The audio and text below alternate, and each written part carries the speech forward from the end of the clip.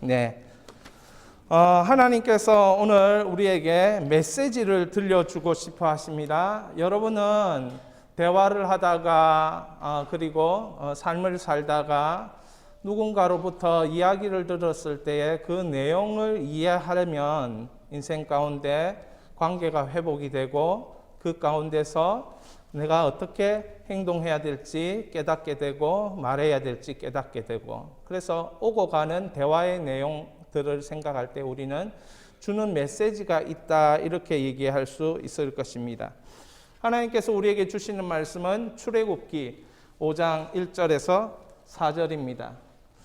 5장 1절입니다. 그 후에 모세와 아론이 바로에게 가서 이르되 이스라엘의 하나님 여호와께서 이렇게 말씀하시기를 내 백성을 보내라. 그러면 그들이 광야에서 내 앞에 절기를 지킬 것이니라 하셨나이다. 바로가 이르되 여호와가 누구이기에 내가 그 목소리를 듣고 이스라엘을 보내겠느냐. 나는 여호와를 알지 못하니 이스라엘을 보내지 아니하리라.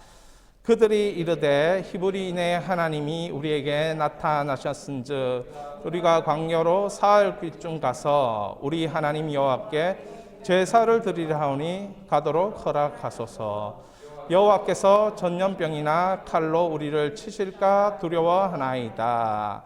애굽 왕이 그들에게 이르되 모세와 아론 어찌하여 백성의 노역을 쉬게 하려느냐. 가서 너희의 노역이나 하라.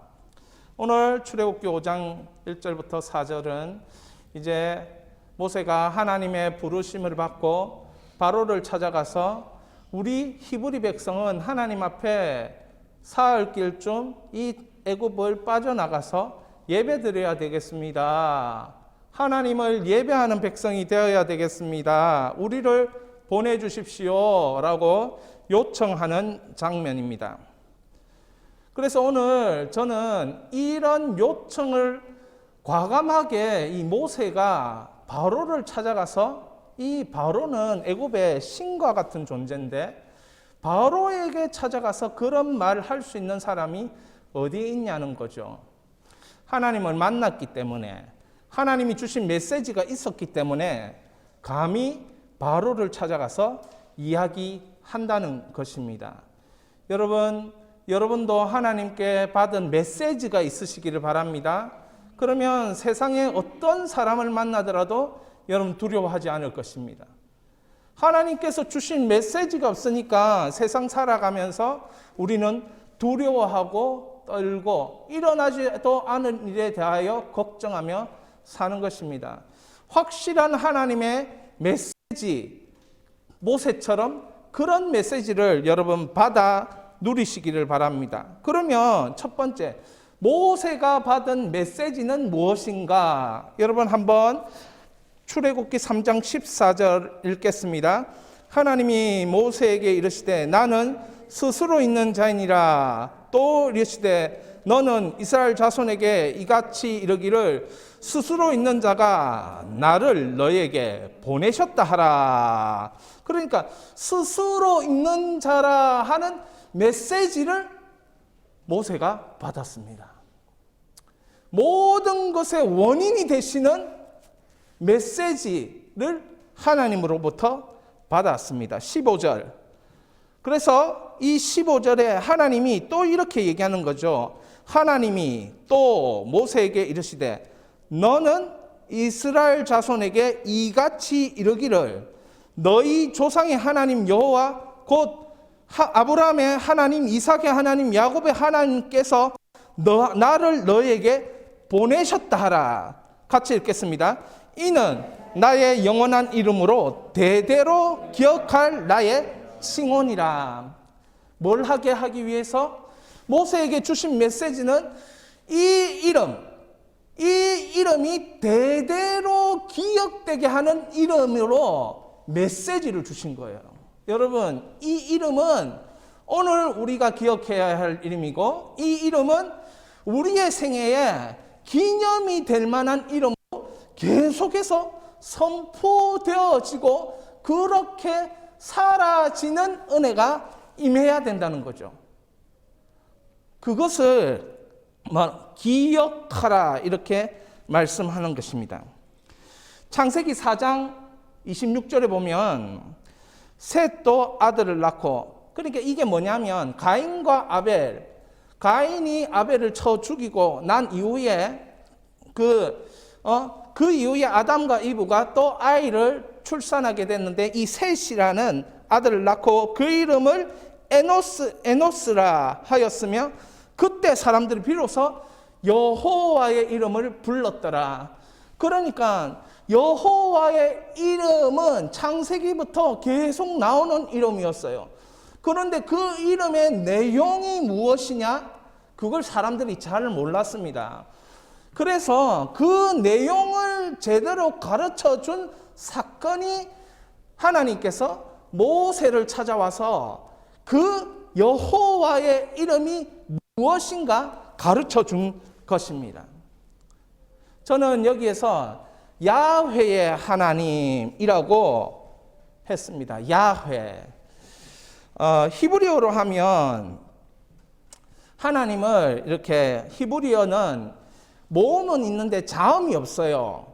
그래서 모음에다가 자음을 갖다 붙여서 발음을 하게 돼 있는데, 이 하나님, 이 여호와라는 이 글도 사실은 자음을 갖다 붙이면서 만들어낸 후대의 6세기나 이런 10세기의 마소라 학자들이 갖다 붙여가지고 자음을 갖다 붙여가지고 발음을 하게 된 거예요. 그래서 그 발음을 할 때에 야훼라고 하기도 하고 여호와 이렇게 발음하기도 합니다. 그런데 우리가 가진 성경에는 그냥 여호와 이렇게 발음합니다만은 또 이것을 발음할 때 이스라엘 백성들은 히브리어로 발음할 때는 야훼라고 이렇게 발음해요. 제가 이 발음을 왜 야훼라고 발음하면서 여러분들에게 기억을 더 상기시키기 위해서 야훼의 하나님, 우리가 모세가 만난 이 메시지의 하나님은 야훼의 하나님이었다라는 것입니다. 여러분, 야훼의 하나님은 이런 하나님이에요. 나는 스스로 있는 자다. 나는 영원히 존재하는 자로 존재한다. 나는 영원히 존재자이다. 너희 조상의 하나님 여호와, 영원한 이름으로 대대로 기억할 나의 칭언이라. 그러니까 이 야훼라는 것은 이 히브리어로 말하면 동사예요. 동사인데 보통 영어에서 비동사, 있다, 존재하다 할 때 쓰는 거예요. 그러니까 그것이 I am, who I am, 나는 있다, 스스로 있다, 이렇게. 그러니까 야훼라는 이름의 뜻은 스스로 있다라는 내용입니다. 히브리어에서 이렇게 동사형을 이렇게 형태를 가진 여러 가지 태들을 얘기할 때에 미완료형이라는 게 있어요. 영어에 뭐 수동태도 있고 뭐 능동태도 있고 막 이런 것처럼 있는데, 이 미완료형으로 사용되는 이 야훼라는 동사는 동작이 계속되는 상태를 얘기합니다. 다시 말해서 하나님은 계속해서 일을 하시는데 자신이 원인이 돼서 일을 하시는 거예요. 모든 것을 움직이는 원인은 하나님이시다. 모든 원인은 하나님이시다. 하나님은 모든 만물을 움직이는 궁극적인 원인이다. 이게 야훼 하나님이에요. 그래서 하나님은 스스로 존재하신다. 이걸 보통 하나님의 자존성 이렇게 얘기하는데, 한마디로 말해서 모든 인과 법칙을 하나님은 초월하신다는 거예요. 하나님은 어떤 원인에 의해서 영향을 받으시는 분이 아니고 영향을 주는 분이라 이것입니다. 우리에게 적용해보면 내가 원인이 되지 않는다는 거예요. 나의 실수가 원인이 되지 않는 거예요. 나의 실력이 원인이 되지 않는 거예요. 이렇게 생각할 거잖아요. 우리가 내일 어제의 우리의 모습이 오늘 나의 삶을 결정짓는 거 아닙니까? 어제의 나의 선택이 오늘 내가 이렇게 행동하도록 만들었다는 거죠. 그렇게 생각해 볼 때 우리의 선택은 무엇입니까? 불완전하죠. 우리의 행동은 불완전하죠. 그게 원인이 돼서 우리는 결과가 나온다는 거죠. 우리의 실수의 원인으로 우리의 삶의 결과가 나오는 거예요. 그런데 하나님은 내가 원인이 아니고 하나님이 원인이다. 이게 야훼의 하나님이에요. 내가 원인이 아니니까 얼마나 좋아요. 그죠? 여러분, 오늘부터 내가 원인으로 내일을 살아간다 생각하지 마십시오. 오늘부터 하나님, 만물의 모든 것이 되시는 하나님이 원인이 돼서 내일 살아간다. 그러면 여러분은 오늘부터 하나님을 기대하게 된다는 것입니다. 사랑하는 여러분, 하나님을 기대하십니까? 하나님이 내일 어떻게 하실지, 여러분의 고민과 걱정에 어떻게 하실지 기대하시기 바랍니다. 저는 힘들고 어려울 때마다 제가 해도 안 된다라고 느낄 때마다 이런 생각이 이렇게 드문드문 들면서 제 마음에 속삭이는 것이 있어요. 그래, 내일 하나님이 어떻게 하시는가 보자. 이 마음이 들어요. 왜 그렇습니까? 내가 원인이면 내일 일어나는 걱정에 대해서 대처할 방법이 없습니다. 그런데 하나님이 원인이시면 야훼의 하나님은 어떻게 하십니까? 내일에 대한 계획이 있습니다. 내일에 대한 해결이 있습니다. 내일에 대한 완성이 있습니다. 이게 야훼의 하나님이에요. 이스라엘 백성이 이런 하나님을 만나야 되기 때문에 모세를 찾아가서 하나님은 나는 스스로 있는 야훼의 하나님이다. 이런 얘기를 하는 거예요. 솔직히 말하면 이 하나님이 이거는 대명사처럼 신을 지칭하는 것이지 그 내용은 하나님의 이름에 있어요. 야훼, 여호와. 그러니까 오늘 언약의 백성들에게 야훼의 하나님에 대하여 모세는 메시지를 받았다는 것이죠.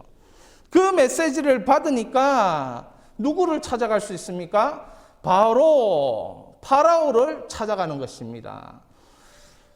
그 메시지를 받으니까 인생의 가장 힘 있는 자를 찾아가서 당당하게 나의 요구를 할 수 있는 것입니다.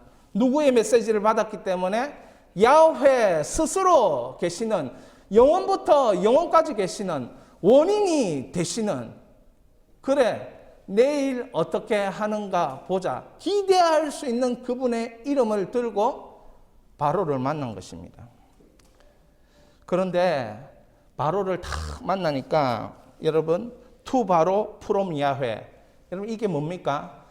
이게 그 편지 쓸 때 하는 말 아닙니까? 투 누구누구에게 지금 바로에게 프롬 야훼 야훼의 하나님이 지금 메시지를 보내려고 하는 것입니다.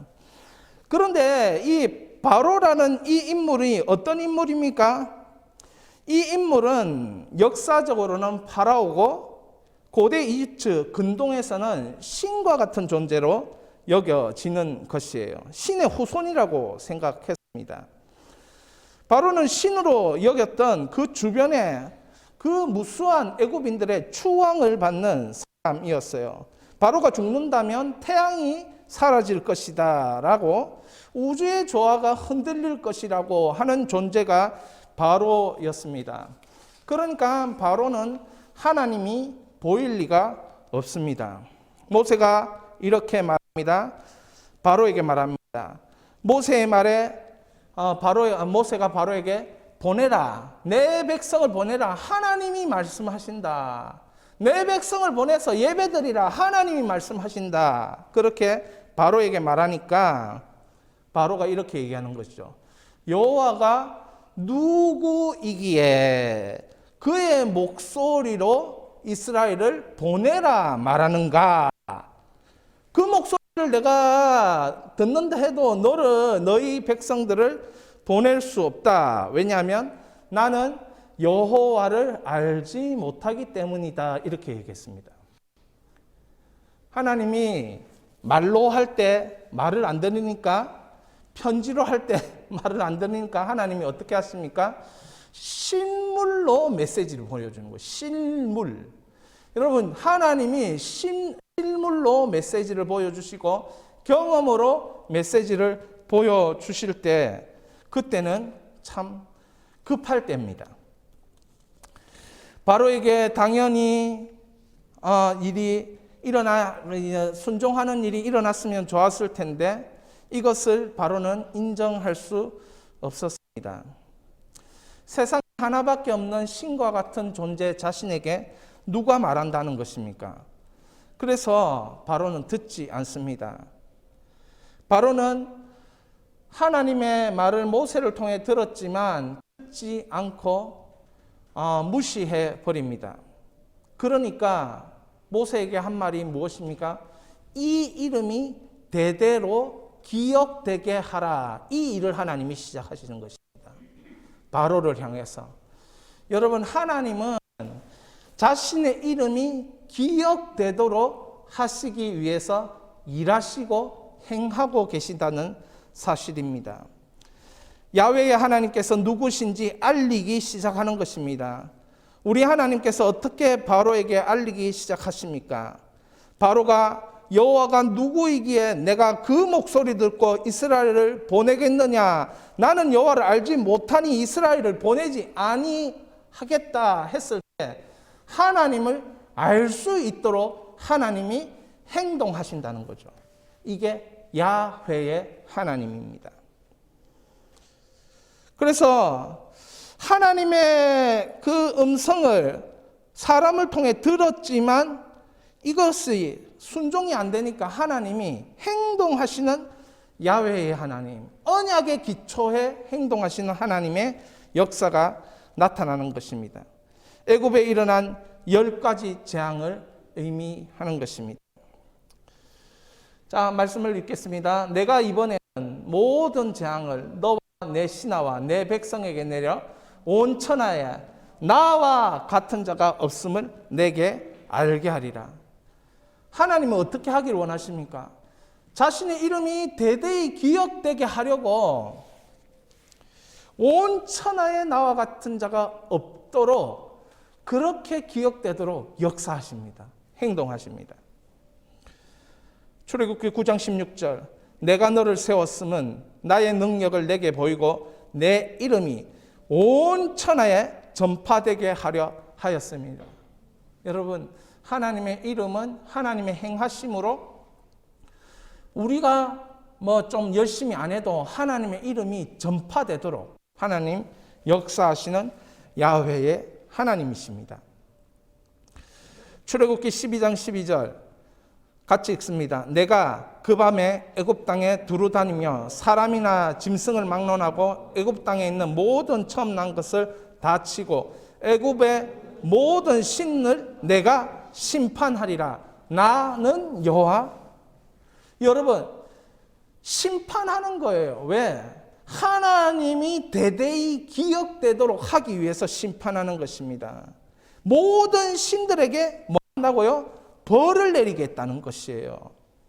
애굽에 있는 나일강을 주관하는 신, 짐승을 숭배하는 신, 태양신에 관하여 하나님이 벌을 내리고 심판하고 징벌하시겠다는 것이에요. 이것이 우리 모세가 알고 있는 야훼의 하나님이에요. 이 야훼의 하나님이 이제 바로에게 철저히 내가 누구인지 알려주는 것입니다. 이렇게 알려주시는 것이죠. 한번 읽겠습니다. 하나님께서 애굽의 생문줄인 나일강을 물이 피가 되게 하나님께서 개구리로 애굽 전역을 덮어버리심. 하나님께서 애굽 온 땅의 티끌이 빈대 모기가 되게 하심. 하나님께서 파리떼를 일으켜 사람들과 짐승들을 쏘게 하심. 하나님께서 모든 생축이 악질이 생겨 죽게 함. 하나님께서 모세가 죄를 두 움큼 하늘에 날릴 때 독종이 생김. 이게 다 뭐냐? 이것은 생명의 근원인 나일강을 애굽의 사람들은 생명의 근원이 나일강이라고 믿었어요. 그런데 이 나일강을 파괴함으로써 생명의 근원은 나일강이 아니라는 거예요. 생명의 근원은 나다라고 보여주는 것입니다. 애굽 전역에 개구리로 덮어버리는 것은 개구리의 형상인 헥트라는 이 다산신을 심판해버리는 것입니다. 풍성하게 하는 하나님은 야훼 하나님밖에 없다라는 것을 보여주는 것입니다. 애굽의 땅의 신을 심판하는 것이 이 재앙의 중심 내용입니다. 땅이 주는 모든 안식과 그 풍성함도 하나님께 속한 것이라고 보여주는 것입니다. 악질이 생기게 한 것은 가축은 그들의 노동력이었어요. 힘이었어요. 그런데 그 애굽을 부욕해 하는 것이 가축이라고 생각했어요. 그런데 그 가축을 주장하시는 분은 하나님이시라는 것을 보여주심으로써 하나님이 주셔야 받는다는 것을 애굽 사람으로 하여금 가르쳐 주는 것입니다. 악질이 생겨 죽게 합니다. 노동력을 다 상실하게 만들어. 이 모세가 한 움큼 잡고 던질 때에 독종이 생겨버립니다. 그 다음에 한번 읽겠습니다. 하나님께서 하늘에서 우로 들어 모든 것이 죽음. 하나님께서 생명 유지의 곡식을 메뚜기로 먹게 함. 하나님께서 애굽을 캄캄한 흑암으로 3일간 덮어버림. 하나님은 애굽의 모든 장자를 죽여버리심. 이게 뭡니까? 하나님 흑암으로 덮어버렸다는 건 태양신을 심판해버리는 하나님의 일하심. 자연과 만물 모든 우주가 하나님께 속해 있는 것을 보여주는 거예요. 들에서 살아있는 것도 우박이 내림으로 인해서 들에 있는 생물이 다 죽게 만들어버린 거예요. 하나님의 들의 풍성함을 주시는 분도 하나님이다라고 하는 것을 보여주시는 거죠. 결국 무엇입니까? 애굽의 모든 신을 내가 심판하리라. 나는 여호와니라. 이걸 보여주고 있는 것입니다. 여러분, 하나님은 지금도 우리에게 상징적으로 일하고 계십니다.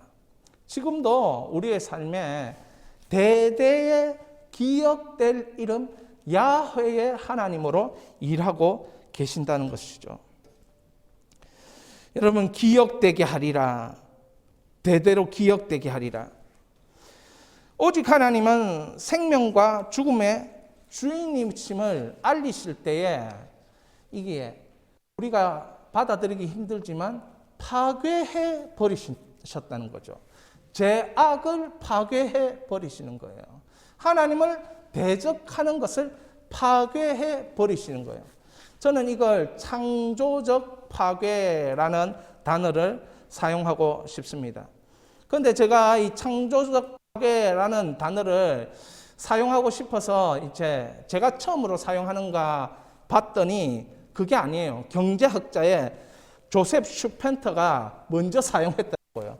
근데 성경에 보면 이미 하나님은 새로운 창조를 하시기 위해서 창조적 파괴를 하신 것입니다. 새로운 창조, 구원의 역사를 일으키시기 위해서 죄악을 파괴해 버리시는 일을 한다는 것이에요. 조셉 슈펜터가 이 창조적 파괴라는 개념을 사용할 때 기업가들이 이윤을 얻기 위해서는 창조적인 파괴를 실천해야 된다라고 말했습니다. 저는 이 창조적 파괴가 성경에서 하나님이 하시는 일이다. 이 야훼 하나님을 공부하면서 깨달았습니다. 바로는 이스라엘 백성을 보내기를 거부합니다. 이스라엘 백성을 내놓지 않습니다. 종교적인 이유 때문이 아니라 정치적이고 경제적인 이유 때문이었습니다.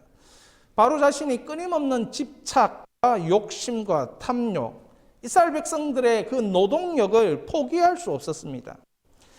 하나님께서 바로의 거절을 심각한 문제로 인식하셨습니다.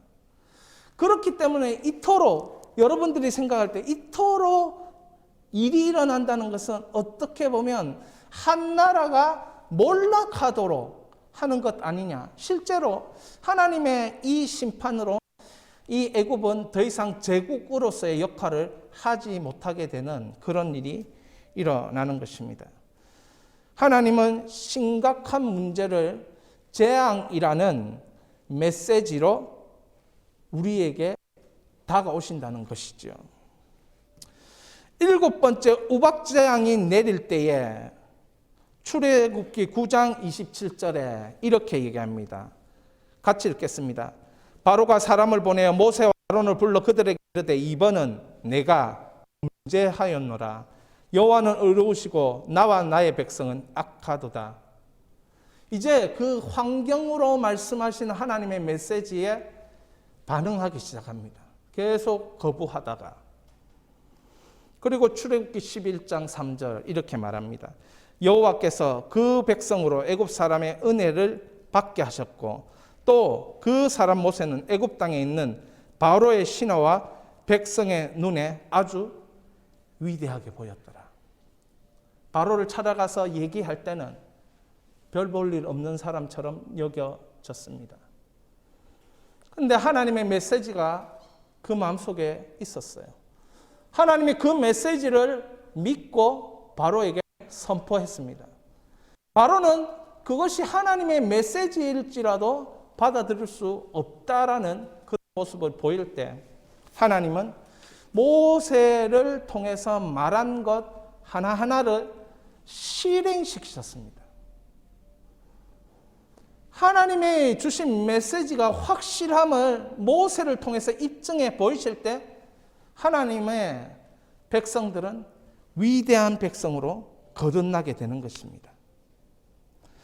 하나님의 백성들을 향하여서 모세를 향해서 애굽 사람이 위대하게 보는 일이 일어나기 시작했습니다.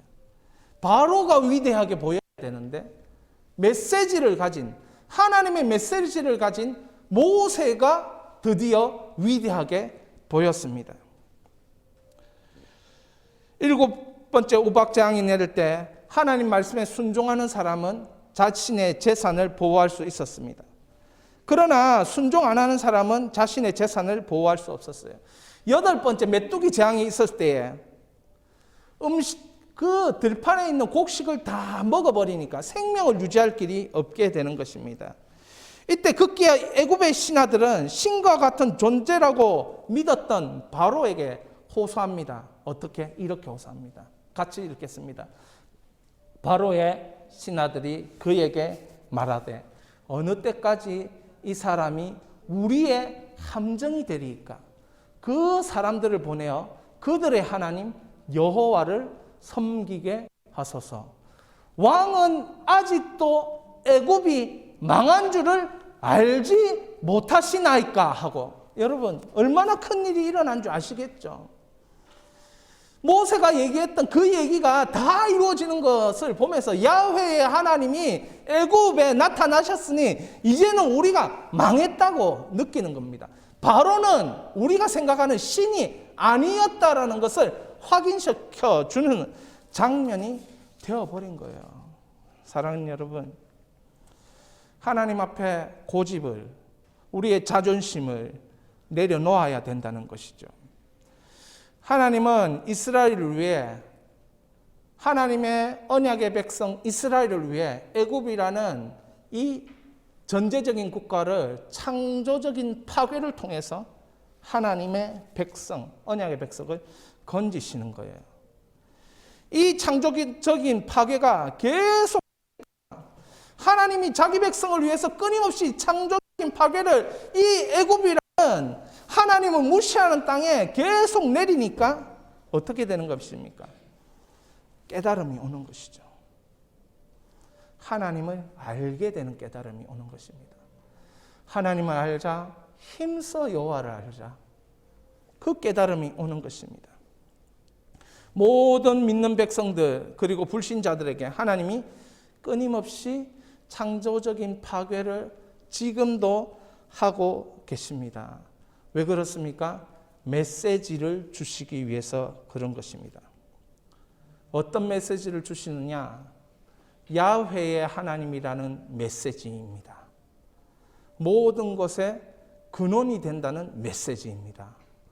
내가 할 수 없다라고, 내가 원인이 되어서 할 수 없다라고 생각되는 그 순간에 너는 원인이 되어 할 수 없지만 하나님은 원인이 되어 충분히 살릴 수도 있고 충분히 죽일 수도 있고, 하나님께서 무엇 하십니까? 언약의 백성들을 살리시는 일을 위해서 창조적 파괴를 하시는 것이죠. 여러분, 내일에 내가 할 일이 내가 어떻게 해야 해도 방법과 대답이 나오지 않을 때 여러분 저처럼 하나님이 어떻게 하시는가 보자, 믿음의 고백을 하시기를 바랍니다. 하나님은 살아계신 하나님이십니다. 하나님이 왜 이렇게 하시겠습니까? 위대한 탄생을 위함입니다. 위대한 변화를 위함입니다. 우리에게 위대한 복음이 왜 필요합니까? 나의 죄악을 다 묻히고 떼부시고 그리고 새롭게 되게 하는 것이 위대한 복음입니다. 우리는 원인을 가지고 죄를 짓지만 하나님 그 죄를 깨부시셔서 무엇합니까? 위대한 새로운 새 창조 구원의 역사를 이루는 것입니다. 하나님의 메시지를 들어야 합니다. 그리고 그 메시지에 순종해야 합니다.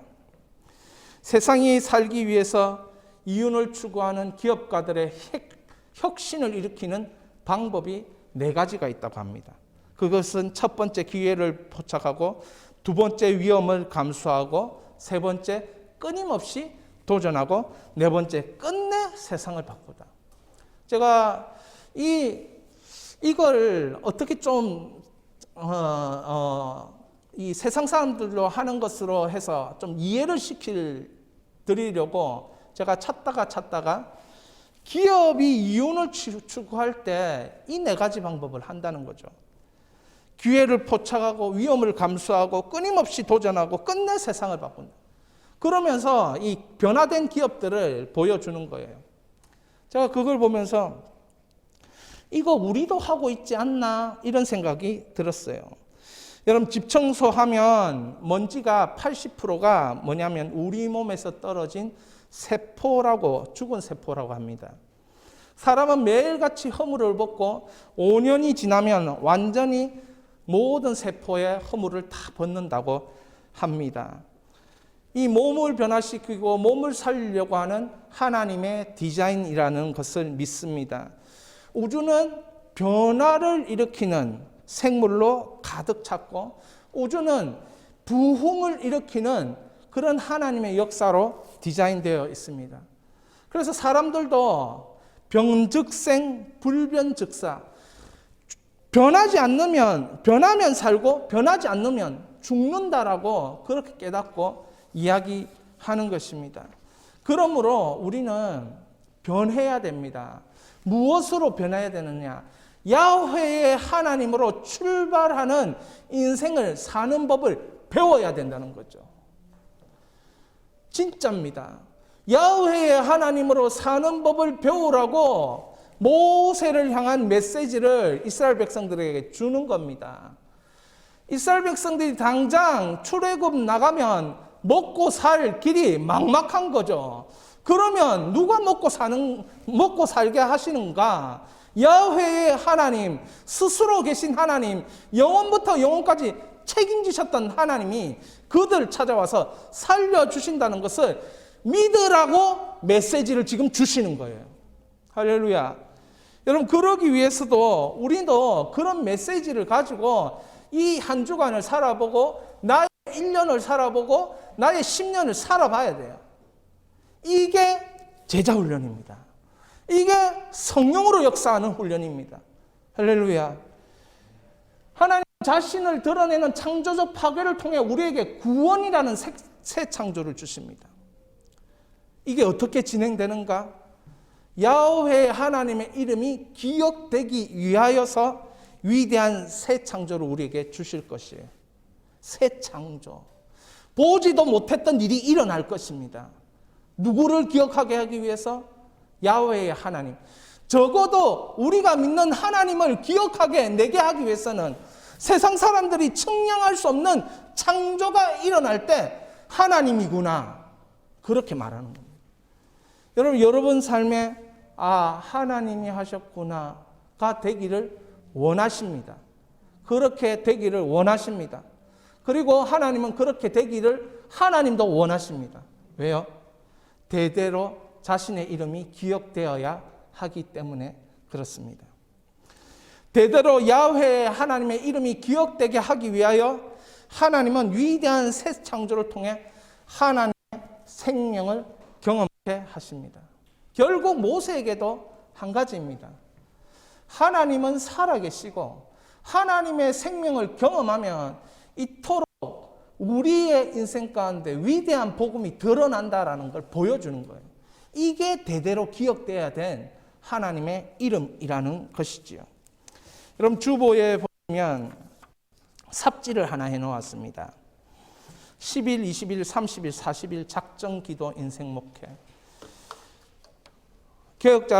개혁신학자인 R.C. 스프롤이 이렇게 얘기했습니다. 여러분 네모박스에 보시면 개혁신학의 본질은 꿰뚫는 표현이 있다면 중생이 믿음보다 선행한다는 문구입니다. 중생, regeneration. 이게 무슨 말이냐면 이게 중생이라는 영어인데 이 중생은 재생, 부활, 복구, 갱신, 회복이라는 내용이 있습니다. 그러니까 여러분이 믿음 생기기 전에 하나님은 중생을 통해서 생명을 먼저 주시는 거예요. 생명의 역사가 일어나야 여러분에게 믿음이 생긴다는 거예요. 기독교는 무엇입니까? 믿음 생기게 해서 그 믿음으로 사는 게 기독교입니다. 그 밑에 보시면 제가 이렇게 적었습니다. 우리의 믿음인 예수 생명은 우리를 그대로 내버려 두지 않습니다. 끊임없이 우리를 설득하고 설복하게 하셔서 하나님의 선으로 이끌어 가십니다. 설득하고 설복하게 하셔서 이것이 성령 하나님의 충만한 역사입니다. 저는 이것이 예수 비전 제자 훈련이 되게 해 주십시오 기도하고 있습니다. 우리 예수 비전 교회는 획일화하는 훈련을 시키지 않을 것입니다. 분명한 기준인 예수님의 말씀인 산상수훈이 하나님의 해결임을 믿고 저는 산상수훈을 교육받지 못한 사람들이 때문에 성숙한 그리스도인들이 없다고 생각하는 사람 중에 한 사람이에요. 산상수훈을 먹고 산상수훈을 공부하고 산상수훈을 묵상하면 인생을 위해서 그렇게 살 수가 없어요. 하나님 앞에 겸손할 수밖에 없어요. 하나님 앞에 자신이 죄인임을 깨달을 수밖에 없어요. 산상수훈 예수님의 말씀 앞에. 저는 이것이 하나님의 해결이라고 믿습니다. 여러분 푸틴을 변화시킬 수 있는 것은 산상수훈이 그 사람 속에 들어가야 돼요. 우크라이나를 자기 땅이라고 생각하잖아요. 그걸 위해서 전쟁한다는 거잖아요. 이 전쟁에 개입하는 어떤 나라든 전쟁을 그 나라와도 할 거라잖아요. 여러분 그리스 종교회 러시아가 그리스 종교회 기독교가 그런 형태인데 그리스 종교회에서 산상수훈의 말씀을 이 러시아 사람들에게 가르쳤다면 적어도 그런 행동을 할 때에 이거 잘못됐구나라고 깨달았을 거예요. 여러분 신앙생활 하면서 산상수훈을 설교하는 걸 몇 번이나 들어보셨어요? 거의 못 들어봤을 거예요. 저도요 신앙생활을 제가 10대 때 했는데 산상수훈을 처음부터 끝까지 설교하시는 목사님을 죄송하지만 부분 하시는 목사님을 만났는데 설교를 처음부터 끝까지 하는 목사님을 단 한 명도 만난 적이 없어요. 신앙생활을 중학교 때부터 했는데 왜 그러냐? 산상수훈을 실천을 못하기 때문에 그런 거예요. 그러나 적어도 실천을 못할지라도 그 설교를 들으면 그 예수님 말씀을 들으면 내가 죄인이라고 각성해서 하나님의 도움을 구한다는 거죠. 그게 중요합니다.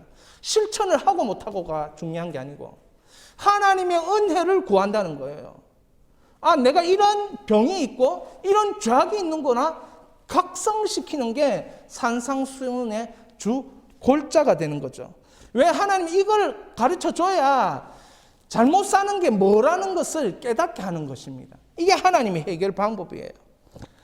이 기준을 가지고 일주일 동안 사는 것입니다. 그래서 성령께서 여러분의 일주일을 다루시는 거죠. 이것이 진정한 제자 훈련이라는 거죠. 제가 이제 원로 목사님들을 이런 분들의 이제 인터뷰들을 1시간짜리, 2시간짜리 한국 교회 이렇게 해야 된다. 그런 걸 한번 자꾸 들어봐요. 제가 개척하면서 무엇을 빠져먹고 있고 무엇을 안 하고 있고 그분들 뭐 50년 목회해 보시고 뭐 60년, 40년 목회해 보셨으니까 뭐 하는 말이 있을 거잖아요. 그 들으면서 안 하고 있는 것이 뭔가, 도대체 내가 잘못하고 있는 것은 뭔가, 그런 걸 깨닫고 싶은 것이죠. 그러면서 제가 깨달은 것이 있는데 그건 뭐냐면 목양이라는 것이요. 목양. 여러분, 목양이라는 것을 예수님이 여러분 향해서 지금 하고 계시다는 것을 여러분이 받아들이셔야 돼요. 예수님은 계속 동행하지만 목양이라는 걸 하는 가운데 동행하는 거예요. 목양은 목자가 양을 인도하는 것을 의미합니다.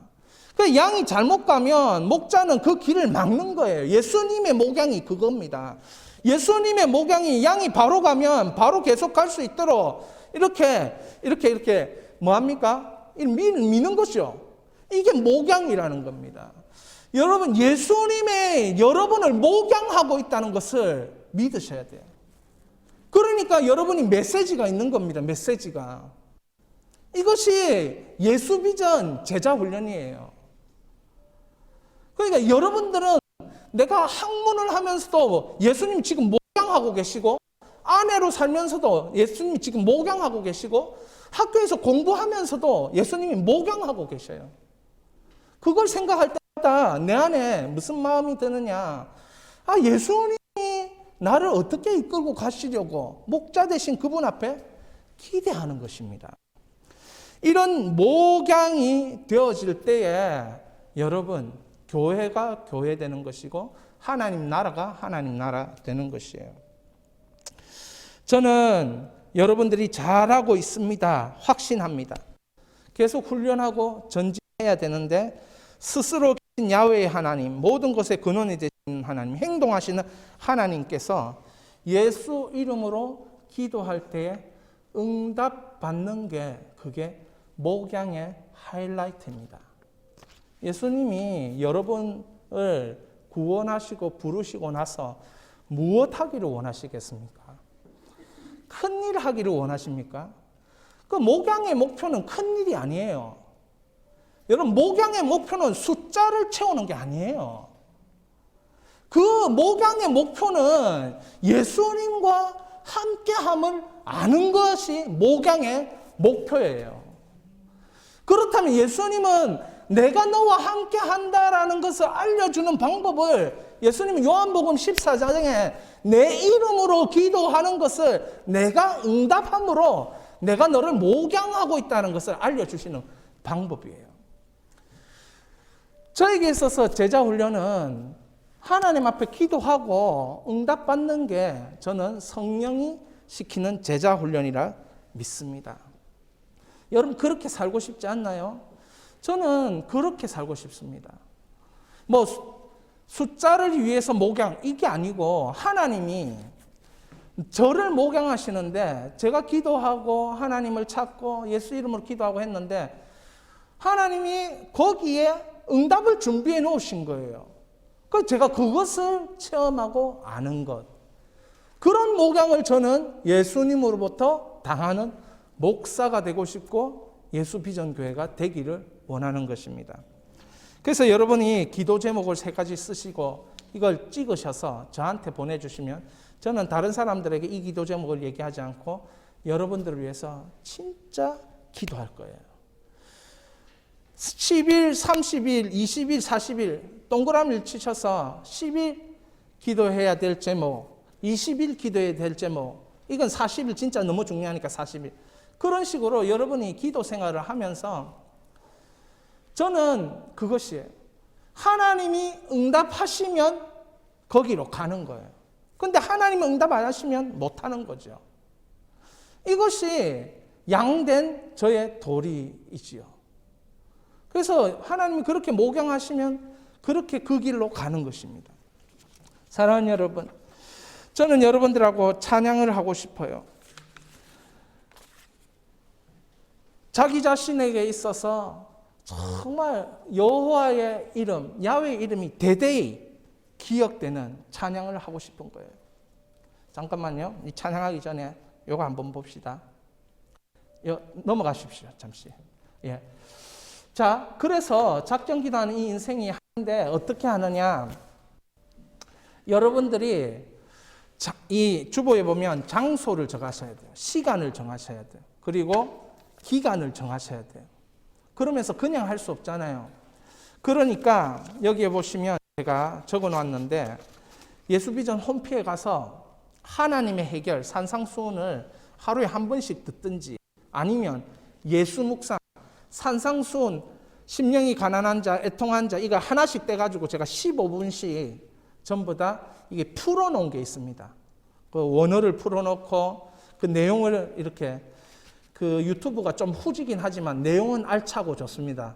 여러분들이 그걸 보면서 기간을 정하셔가지고 하셔야 돼요. 구별되지 않는 그릇에 하나님은 절대로 역사하지 않습니다. 말씀으로 구별돼야 하나님은 역사합니다. 이거 싫으시면 성경을 하루에 10장씩 읽으면서 구별하시라는 거예요. 그리고 10일이든 20일이든 작정하시는 거예요. 하나님이 앞에 내가 작정했다는 거 하나님 알 수 있도록 목표를 정하십시오. 여러분의 기도의 목표는 뭐냐? 야훼라는 하나님의 이름이 대대히 기억되게 하기 위해서 위험을 감수하고 끊임없이 도전하고 끝내 세상을 바꾸는 이런 일이 일어날 수 있도록 여러분 작정 기도하시라는 거예요. 믿지 않는 자녀들을 위해서 예수 믿으라, 예수 믿으라 끊임없이 얘기하면 튕겨나가잖아요. 그러나 말하지 말고 그 자녀를 위해서 10일 작정하시라는 거예요. 20일 작정하시라는 거예요. 문제가 있으면 남편의 사업이 어려우면 30일 작정해서라도 여러분이 기도 응답 받으세요.